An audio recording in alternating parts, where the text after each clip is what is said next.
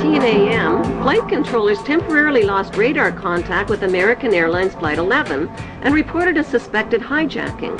Even though Andrews Air Force Base is only 10 minutes from Washington, emergency response fighter jets took close to an hour instead of the typical 15 minutes to scramble and begin searching for the hijacked planes. By then, it was too late. President Bush already knew about the first Flight 11, which occurred at 8:46 a.m., when he sat down to chat with school kids at Booker Elementary School. It wasn't until 9:05 a.m. that he was notified that a second plane, Flight 175, had also crashed into the World Trade Center and that America was under attack. Instead of being whisked to safety in this national emergency, Bush nodded and continued chatting with the kids for another 20 minutes about a pet goat, while American citizens were burning alive and leaping to their death from the smoking towers. Flailing against the wind as they fell, almost as if they had second thoughts. I was absolutely horrifying.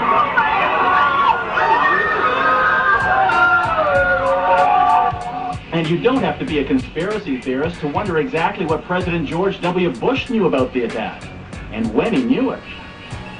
According to the official White House version, it was at this moment in a Florida classroom that Bush learned the second plane had hit the World Trade Center and that the U.S. was under attack. But here's what George Bush himself said almost 3 months later when asked about September 11th.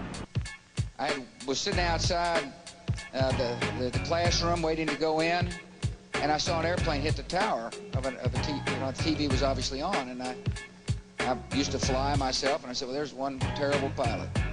And it said it must have been a horrible accident.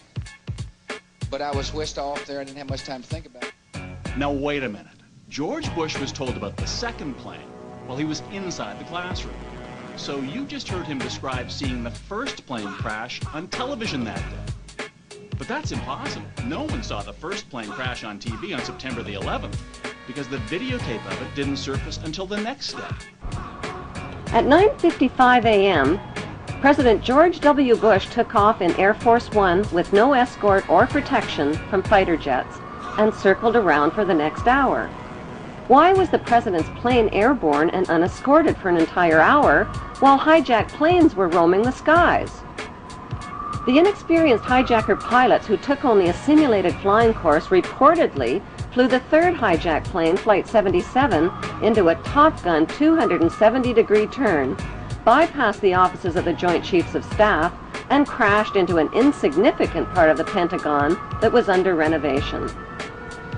Emergency response Air Force fighter jets were finally airborne when a fourth hijacked plane, Flight 93, crashed into a field in Pennsylvania at 10:06 a.m. The media reported that passengers overpowered the hijackers, but nearby residents saw U.S. fighter jets overhead and gave eyewitness reports of debris falling from the sky. That debris was found 8 miles away, indicating that the plane had been shot down. Within hours of the 911 hijackings, a massive Blame the Muslims campaign was launched by CNN and the media and continues to this day. In less than 48 hours, the names and mugshots of 19 accused Muslims were flashed across TV screens. If government investigators knew nothing, how did they identify 19 Muslim men as the hijackers so fast, from fake passports and with no DNA evidence? How could Muhammad Atta's passport survive the fireball explosion that supposedly cremated him, fly out of his pocket, fly out of the incinerated plane, flutter to the ground into 2 feet of debris, and end up in readable condition in the hands of investigators, all within 48 hours? Why did 19 Muslim men even need passports on domestic flights? How were passports found but not the plane's voice recorders? Why did the hijackers need passports they would never use again after their suicide flights? And why were the 19 accused Muslims not under surveillance on 911 if they were so easy to identify? The suitcase of accused ringleader Muhammad Atta was never loaded onto the hijacked plane and conveniently fell right into the hands of investigators. It was jam-packed with incriminating evidence, including a Quran, a how to fly a commercial airplane video, and a fuel consumption indicator. Why would a hijacker about to die on a suicide mission pack a suitcase? It seems Muhammad Atta was a very forgetful ringleader who carried around a lot of Quran holy books. He reportedly forgot one Koran in a Florida strip club, another in a rental car, and still another one in his lost suitcase at the airport. More incriminating evidence of flight manuals written in Arabic were found within hours of the attacks in parked rental cars at the airports. Why didn't the terrorists take a taxi to the airport? Can they be that smart and that stupid at the same time? The conspicuous trail of planted evidence continued 3 weeks after the 9/11 attacks, when anthrax letters killed 5 people and were clearly worded to throw the blame on Muslims. Death to America, death to Israel, Allah is great. It has since been proven that the anthrax came from a U.S. Army lab and was never mailed by Muslims. Were the 19 Muslims accused of the hijacking set up as patsies and framed? If so, who set them up? Right after the attacks, CNN deceptively and repeatedly showed an airport security video of Mohammed Atta. CNN neglected to tell viewers that the video showed Mohammed Atta boarding a plane at Portland, Maine, not the hijacked plane. There are no airport security videos of any of the 19 accused Muslims boarding any of the hijacked planes.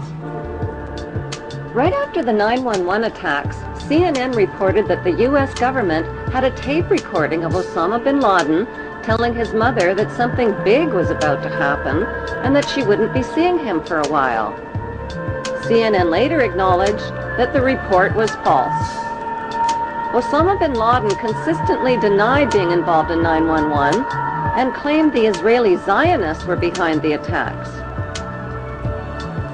According to Japanese, Chinese, and Indian news reports, Osama bin Laden was killed in Afghanistan in the fall of 2001 and was buried in an unmarked grave by his own men.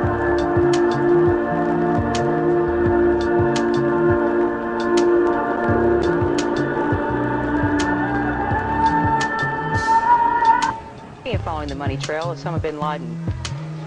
Army sources telling me, even via Iraq, via other places overseas, we know where he is. We're on it. It's just a matter of time. Do you agree with that? I believe he's dead. Really? I'm 98% positive that we killed him in December of 2001 during the Torah War campaign. I've seen no proof of life since then, regardless of these tapes that are cobbled together. On Halloween 2004, just before the U.S. presidential election, this man, dressed in an Osama bin Laden costume, confessed to the 9/11 attacks, scared American voters, and tricked them into treating George Bush to another 4 years in the White House. Zionist extremists believe that Hebrew Jews are God's chosen race of people with a God-given right to the land of Israel. The Muslim world and millions of Europeans, including Germany's former Minister of Technology Andreas von Bülow, believe that Zionist extremists staged the 9/11 attacks on America to ignite the war on terrorism. That war has targeted Israel's Muslim enemies and is being fought and paid for with the blood, the lives, and the tax dollars of terrorized American citizens.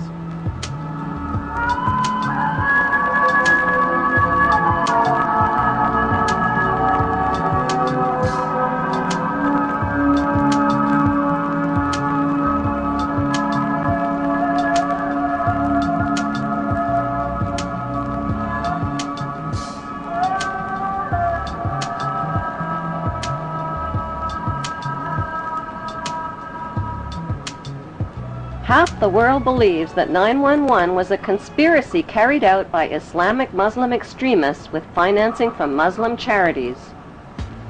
The other half believes it was a conspiracy carried out by Jewish Zionists with financing from Jewish charities. Is there any evidence to support that belief?